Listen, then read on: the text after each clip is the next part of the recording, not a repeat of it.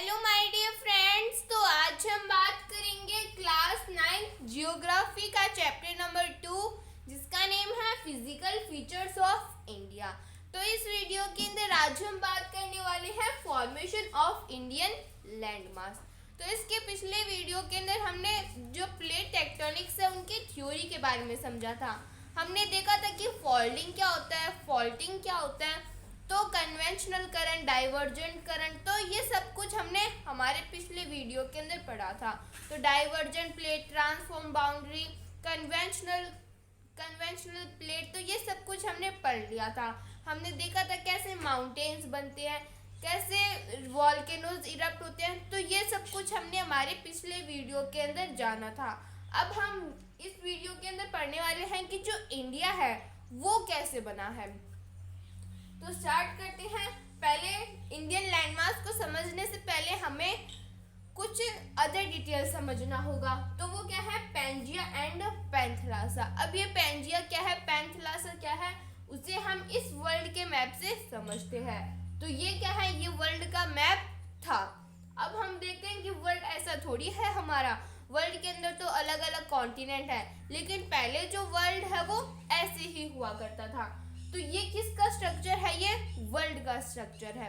और वर्ल्ड के अंदर ये जो लैंड वाला एरिया है इसे हम बोलते हैं पैंजिया, और ये जो वाटर वाला एरिया है ये तो क्या है, ये जो ब्लैक मार्कर से किया हुआ है पूरा, ये तो है पैंजिया, और ये जो वाटर है साइड में ये वाला, ये है पैंथलासा। तो पैंजिया और पैंथलासा समझ में आ गया। पैंजिया क्या है, जो लैंड बाउंड्री है, तो ये पूरी क्या है, लैंड बाउंड्री। तो इसके अंदर north America, south America, Africa, Antarctica, तो ये सब कुछ आ जाते हैं।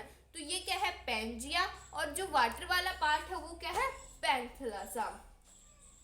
तो इसके साउथ में अब ये क्या है, ये पूरा पैंजिया और पैंथलासा हो गया। जैसे एक बार फिर से बनाते हैं, ये हमारा वर्ल्ड है, यहाँ पे बहुत सारी लैंड बाउंड्री है, और ये जो है ये क्या हो गया, पैंथलासा, ये क्या हो गया, पैंजिया। तो ये जो पैंजिया है इसका जो साउथ वाला पार्ट है, साउथ वाला पार्ट कौन सा, ये पूरा पार्ट, तो साउथ वाला पार्ट क्या है, गोंडवाना लैंड। तो ये पूरा पैंजिया है, पैंजिया का जो साउथ वाला पार्ट है उसे हम बोलते हैं गोंडवाना लैंड।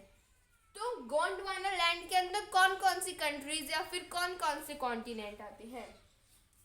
तो गोंडवाना लैंड के अंदर क्या है, इंडिया है, ऑस्ट्रेलिया है, South Africa, South America, Antarctica as single land.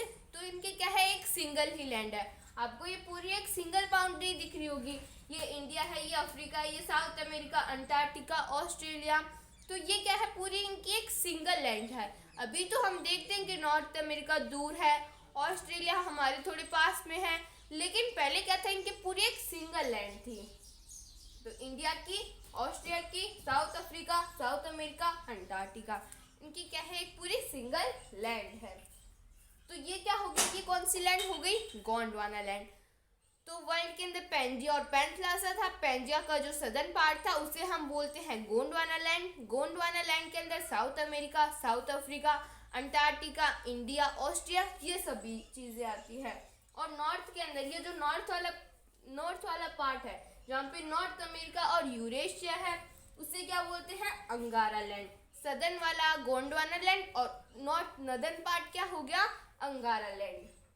Due to conventional current the crust splits into number of pieces and starting drifting in different direction. अब हमने देखा था कि नीचे से जो है, नीचे क्या है, मैग्मा, मैग्मा के ऊपर जितनी भी टेक्टोनिक प्लेट्स है वो फ्लोट करती रहती है। तो मैग्मा के ऊपर वो फ्लोट करती है। तो नीचे जो मैग्मा है वो क्या है, लावा, मतलब वो जो मैग्मा है वो उबलता है। जैसे हम देखते हैं कि पानी उबलता है, वैसे ही जो मैग्मा है वो उबलता है। और अगर कोई चीज़ उबलती है तो उसकी वेपर्स तो निकलती है। तो पानी जब उबलता है तो उसकी वेपर्स निकलती है और बाद में वो सबसाइड हो जाती है। वैसे ही नीचे हमारे मैग्मा के अंदर होता है। मैग्मा के अंदर से क्या आता है, जो कन्वेंशनल करंट है वो निकलती है। तो मैग्मा से क्या हुआ, कन्वेंशनल करंट निकली, और जो कन्वेंशनल करंट निकली बाद में वो क्या हो गई, साइड में सबसाइड हो गई। तो बाद में जो कन्वेंशनल करंट है वो क्या हो जाती है, सबसाइड हो जाती है। तो जैसे मान लो ये दो पार्ट थे, इनके बीच में क्रैक थी, नीचे मैग्मा है, मैग्मा से क्या आएगा, कन्वेंशनल करंट आएगी और वो ऐसे सबसाइड हो जाएगी। और जब ये कन्वेंशनल करंट आ रही होगी, ये सबसाइड हो रही होगी, तब ये जो क्रैक है ये अलग अलग होते जाएंगे। तो यहाँ से क्या होगा, ये अलग अलग होते जाएंगे। तो due to conventional current the crust split into number of pieces. Conventional current के कारण क्या हुआ कि ये जो है पूरी क्रस्ट है, हमने देखा था कि सबसे ऊपर वाला पार्ट क्या होता है, क्रस्ट होता है, उसके अंदर क्या होता है, मैग्मा, और उसके अंदर होता है कोर।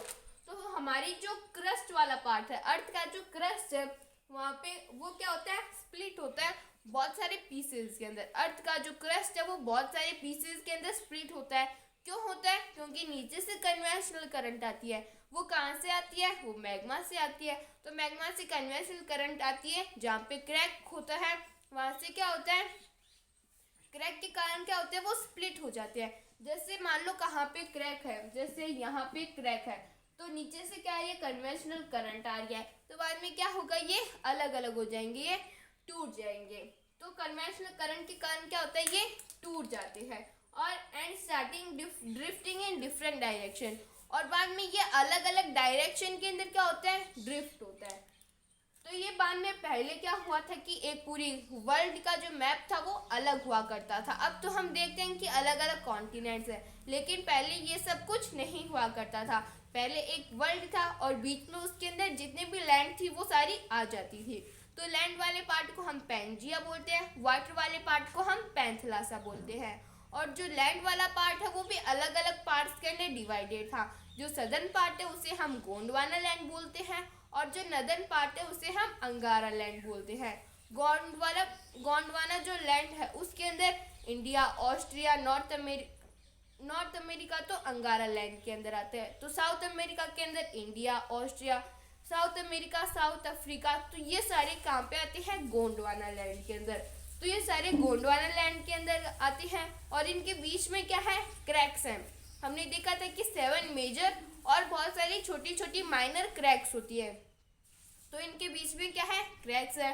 और नीचे क्या है, मैग्मा है। मैग्मा से कन्वेंशनल करंट आता है और जहाँ पे क्रैक्स होंगी वहाँ से क्या होगा, कन्वेंशनल करंट के कारण वो अलग अलग हो जाएंगी और अलग अलग डायरेक्शन के अंदर वो स्प्लिट करेगी। तो वही पहले हुआ था। पहले क्या हुआ था कि जो कन्वेंशनल करंट आई थी, पहले कब, थाउजेंड्स ईयर्स पहले नहीं, लाखों करोड़ों सालों पहले। तो लाखों करोड़ों सालों पहले क्या हुआ था कि कन्वेंशनल करंट आई थी और धीरे धीरे क्या होता है, ये जो लैंड्स है, ये जो लैंड बाउंड्री है, ऑस्ट्रेलिया, ये सारी चीज़ें क्या होती है, अलग अलग डायरेक्शन के अंदर फैल जाती है। तो वैसे ही जो इंडो ऑस्ट्रेलियन प्लेट है, अब ये इंडो ऑस्ट्रेलियन प्लेट क्या है, जैसे हमारे ये जो इंडिया है, इंडिया और यहाँ पे क्या है, ऑस्ट्रेलिया। तो इंडिया का जो पार्ट है वो थोड़ा ऊपर आ गया है, मतलब इंडिया वाला जो पार्ट है वो थोड़ा ऊपर है और इसके नीचे जो समुद्र है, जो ओशियन है, उसके नीचे भी थोड़ी सी लैंड है। समुद्र के नीचे भी लैंड होगी। तो इंडिया की जो लैंड है और ऑस्ट्रेलिया की जो लैंड है वो आपस में जुड़ी हुई है। इंडिया का कुछ पार्ट जो है वो ऊपर उठ गया और ऑस्ट्रेलिया का पार्ट भी कुछ ऊपर उठ गया, लेकिन अभी भी इंडिया और ऑस्ट्रेलिया दोनों आपस में जुड़े हुए हैं। वो थोड़ा नीचे है, समुद्र के नीचे है, तो नीचे ये आपस में जुड़े हुए हैं। बस इंडिया और ऑस्ट्रेलिया थोड़ा ऊपर उठ गए और ये वाला जो पार्ट था ये ऊपर नहीं उठ पाया, तो हमें ये दिखता नहीं है ऊपर, हमें समुद्र ही दिखता है, लेकिन ये जुड़े हुए हैं। तो इसे हम क्या बोलते हैं, इंडो ऑस्ट्रेलियन प्लेट। तो ये क्या है, इंडो ऑस्ट्रेलियन प्लेट है। अब ये जो इंडो ऑस्ट्रेलियन प्लेट है, ये क्या करती है, जो यूरेशिया है वहाँ पे जाके टकराती है।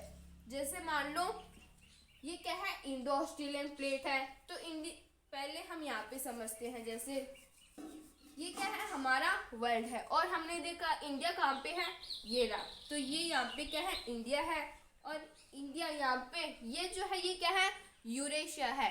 यूरेशिया के पास में क्या है, ये लॉरेशिया। तो हम यूरेशिया से समझते हैं, ये इंडिया है। अब ये इंडिया के यहाँ पे क्रैक्स हैं और कन्वेंशनल करंट के कारण ये क्या होती है, स्प्लिट हो जाती है और बाद में स्प्लिट होते हुए कहाँ पे जाएगी, ये जो यूरेशियन प्लेट है यहाँ पे जाके इसे टकराएगी और उससे जुड़ जाएगी। तो ये यूरेशियन प्लेट है और ये इंडो ऑस्ट्रेलियन प्लेट है। तो ये जो यूरेशियन प्लेट है ये तो स्टेबल है। ये स्टेबल क्यों है, ये मूव क्यों नहीं करे, क्योंकि ये जो यूरेशियन प्लेट है ये थोड़ी हैवी है। तो इसी कारण से ये मूव नहीं कर रही। और इंडिया की जो इंडो ऑस्ट्रेलियन प्लेट है वो थोड़ी हल्की है, वो ज़्यादा बड़ी नहीं है, तो वो हैवी तो नहीं है लेकिन ये थोड़ी बड़ी है, तो इसी कारण से ये मूव नहीं कर पा रही। जबकि इंडो ऑस्ट्रेलियन प्लेट जो है वो थोड़ी छोटी है, तो वो क्या कर रही है, मूव कर रही है। अब ये यूरेशियन प्लेट थी, ये इंडो ऑस्ट्रेलियन प्लेट है, तो ये क्या आ रही है इसके पास में यूरेशियन प्लेट्स। ये तो स्टेबल है, ये थोड़ी क्या है, ये थोड़ी बड़ी है, तो इसी कारण से ये स्टेबल है और ये इंडो ऑस्ट्रेलियन प्लेट आ रही है और ये इसके पास में आके जुड़ जाएगी। तो जब ये जुड़ जाएगी तो बाद में ये पूरा हम जो आज इंडिया का स्ट्रक्चर देखते हैं वो बन जाएगा। तो हमारा ये वाला जो टॉपिक है फॉर्मेशन ऑफ इंडियन लैंडमास ये कंप्लीट होता है। हमने देखा कि इंडिया जो है वो कैसे बनता है और पहले वर्ल्ड का स्ट्रक्चर कैसे हुआ करता था। तो एक बार फिर से रिवाइज करते हैं जो भी हमने पढ़ा। पहले जो वर्ल्ड है वो एक सिंगल लैंड हुआ करती थी बीच में, तो जो लैंड का पार्ट था उसे हम पेंजिया बोलते हैं, वाटर के पार्ट को हम पैंथला से बोलते हैं। जो पेंजिया है उसके सदर्न पार्ट में क्या था, गोंडवाना लैंड, और नदर्न पार्ट के अंदर क्या था, अंगारा लैंड। गोंडवाना लैंड के अंदर कौन कौन सी कंट्रीज थी, कौन कौन सी कॉन्टिनेंट भी बोल सकते हैं हम, तो India, Australia, south Africa, South America और अंटार्कटिका, इनका एक सिंगल पार्ट था। लेकिन बाद में कन्वेंशनल करंट, बीच में क्रैक्स थी और कन्वेंशनल करंट जो कि मैग्मा से निकल रही थी उसके कारण जहाँ पे क्रैक्स थी वहाँ पे क्या होता है, वो स्प्लिट हो जाती है अलग अलग डायरेक्शन में। तो बाद में जो इंडो ऑस्ट्रेलियन प्लेट क्यों बोल रहे हैं हम, क्योंकि इंडिया और ऑस्ट्रेलिया दोनों आपस में जुड़े हुए हैं। वो इंडिया और ऑस्ट्रेलिया थोड़ा उठा हुआ है तो वो हमें दिख जाता है, लेकिन ओशन के कारण जो इनका नीचे वाला पार्ट है वो हमें नहीं दिख पाता। तो इंडो ऑस्ट्रेलियन प्लेट जो है वो यूरेशिया से जाके टकराती है क्योंकि ये अलग अलग डायरेक्शन के अंदर मूव कर रही है। तो जो इंडो ऑस्ट्रेलियन प्लेट है वो कहाँ पे मूव करेगी, वो ये जो मैग्मा है उसके ऊपर मूव करेगी, ये समुद्र के ऊपर मूव नहीं करेगी, ये याद रखना। ये जो जितने भी जो प्लेट्स होती है वो समुद्र के ऊपर मूव नहीं करती, वो मैग्मा के ऊपर मूव करती है, क्योंकि समुद्र के ऊपर नीचे कहीं ना कहीं ज़मीन तो आएगी और ज़मीन के नीचे क्या होगा, मैग्मा होगा। तो मैग्मा के ऊपर फ्लोट करती है। बाद में जो इंडो ऑस्ट्रेलियन प्लेट है वो जाके टकरा जाती है किससे, यूरेशिया से। यूरेशिया थोड़ा क्या है, बड़ा है, तो इसके कारण से वो मूव नहीं कर पाता, जबकि इंडो ऑस्ट्रेलियन प्लेट जो है वो थोड़ी छोटी है, तो बाद में वो क्या होता है, मूव करती है और बाद में वो टकरा जाती है किससे, यूरेशिया से, और आज जो हम इंडिया का स्ट्रक्चर देखते हैं वो बन जाता है। तो इसके नेक्स्ट वीडियो के अंदर हम पढ़ेंगे कि जो हिमालयास है और जो नदर्न प्लेन्स है वो कैसे बने हैं।